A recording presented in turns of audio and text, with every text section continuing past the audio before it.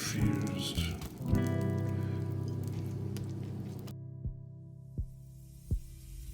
Welcome back to BonAppekit, where we make all of your dreams in the kitchen come true. Today we're going to be making one of my favorite Italian breads, and if you haven't guessed it, of course it's Focaccia. I've researched all the different ways to make this bread, but I feel like I've really refined the steps down to the essential parts to make this as quick and easy on us as possible. So let's go ahead and have a look at what we're going to need. Very simple ingredients. For the size of bread I'm making a large one, so this is 5 cups of all-purpose flour. Of course, I'm using King Arthur here at 11.7% gluten. That's almost as much as bread flour, blah, blah, blah. We're using a whole tablespoon of instant yeast, 4 tablespoons of olive oil.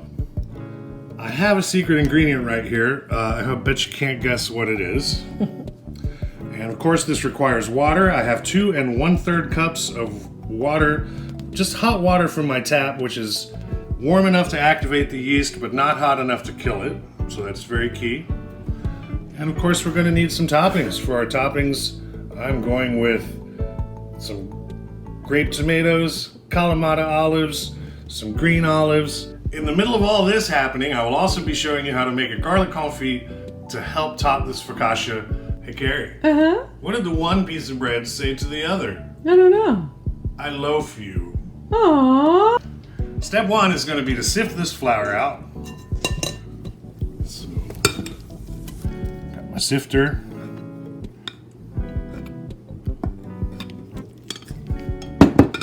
Fill her up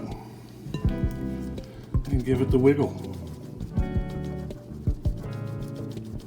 Fill her up. Give it a jiggle. Chat in with where you're from and comment below if you've ever had bread. Take your instant yeast, sprinkle, sprinkle.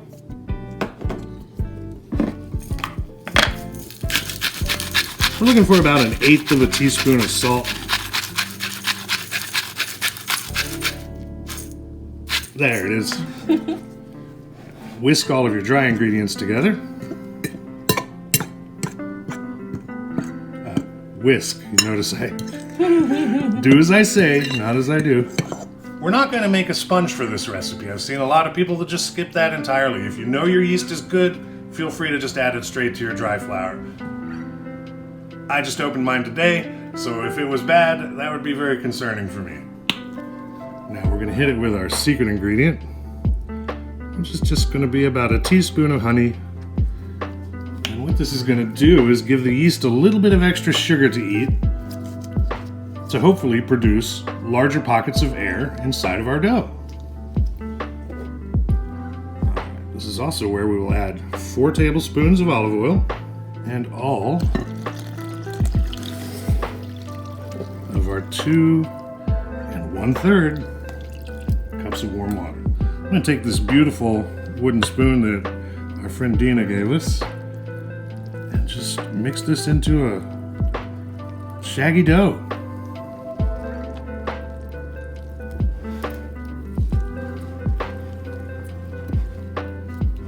Comment below if you're a spoon rotator or a bowl rotator.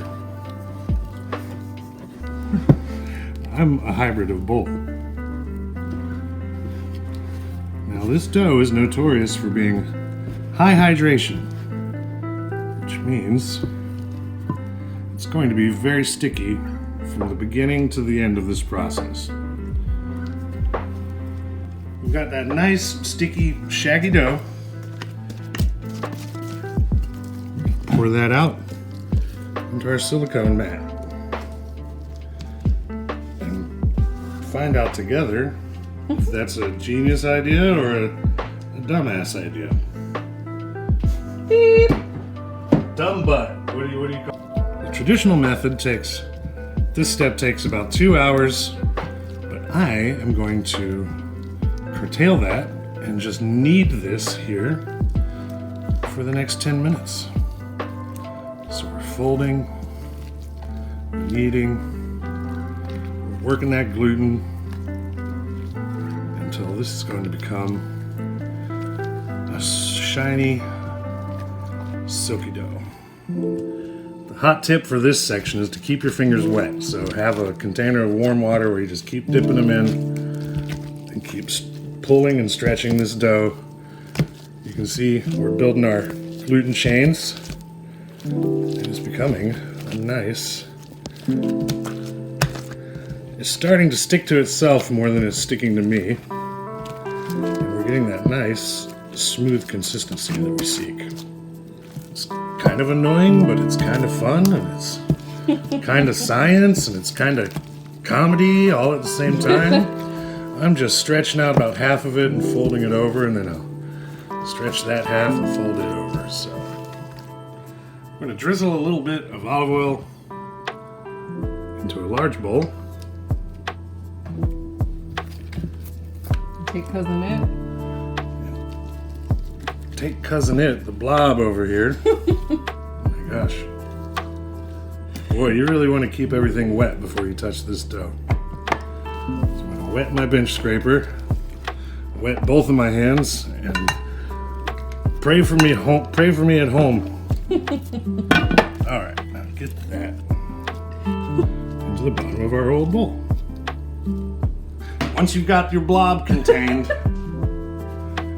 we're going to cover it with a kitchen towel and put it in a nice warm place for about an hour until it doubles in size.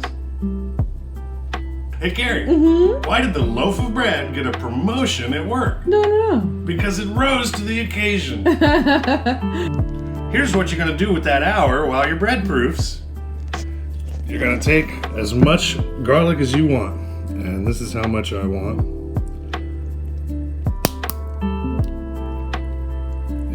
Add olive oil until it's just covered up. So that's quite all right there. Beautiful. A couple of cranks of salt.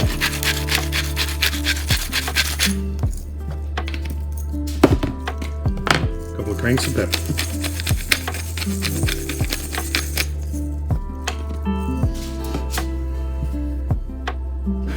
Now I'm going to strip this rosemary.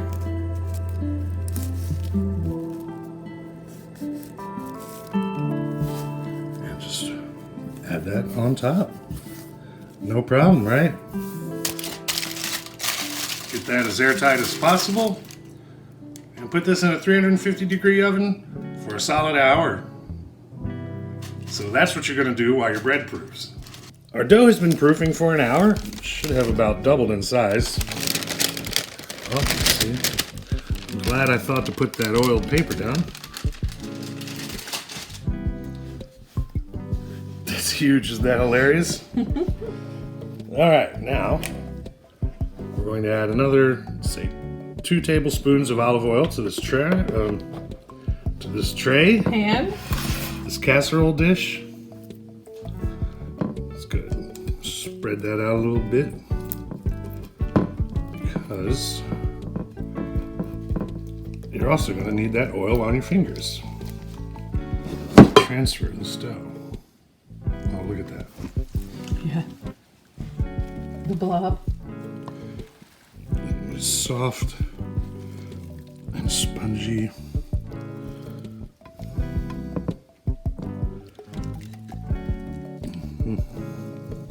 Now the objective here is to stretch it out to the corners of your pan. I'm trying to do that without degassing too much of our dough here.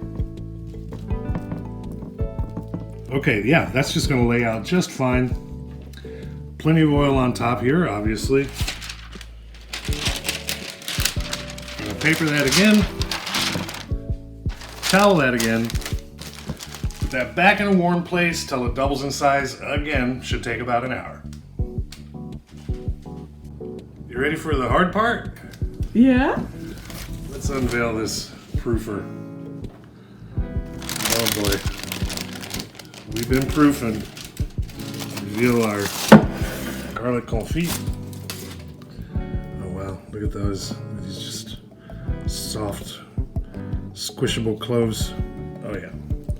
Alright, now the next step of this is dimpling. We're going to dimple our bread. And the key here, again, is to get your fingers coated in oil. So I'm going to use this garlic oil. And then just go in and make little dimples with your fingers.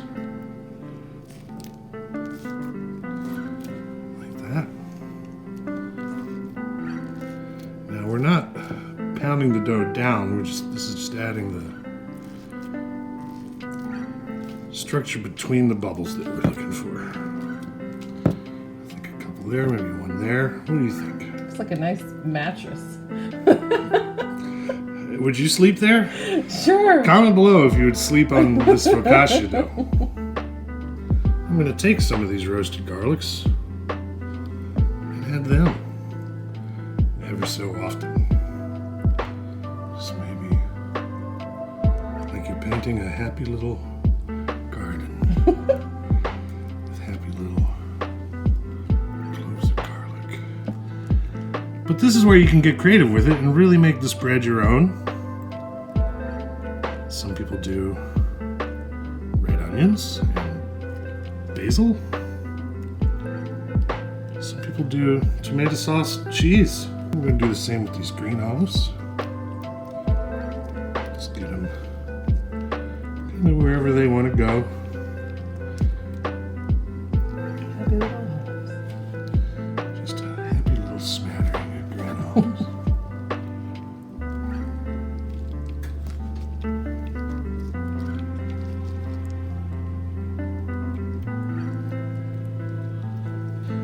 Next, I'm going to sprinkle in some of these chopped grape tomatoes. Get your sprinkle on. Think of that fresh rosemary. Doesn't that look good? And finally, step 1 is to throw this into our 425-degree oven for 30 minutes. Ooh. Would you look at that?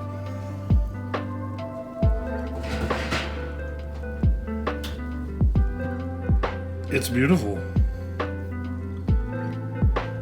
at that. I don't think a little more oil could hurt it. So we're gonna brush this, of course, with our garlic confit. Oil infused. Hey Carrie, what did the butter say to the bread? I don't know. I'm on a roll. This is prime focaccia. This is beautiful. Now, we just have to let that set up for 45 minutes before we cut it. I'm kidding. Hot bread is hot bread. I'm going in now. Let's take a slice of this.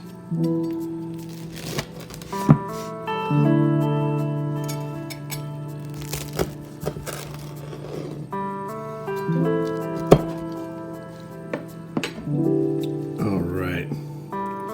Look at that steamy. Oh, wow. Look at those cavitations. Those are the bubbles we were looking for. It's soft, it's spongy, it's crispy, it's crispy, it's crunchy. I can't resist hot, fresh bread. I'm just gonna tear into this and put it in my mouth at about 400 degrees. I can't wait.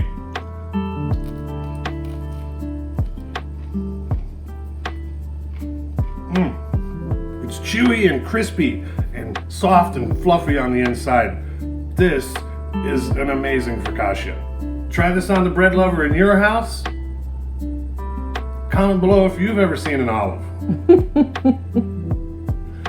As always, this has been BonAppekit. Feel free to like, subscribe, share us around. Leave any recipes you'd like to see us make in the comments below, and God bless.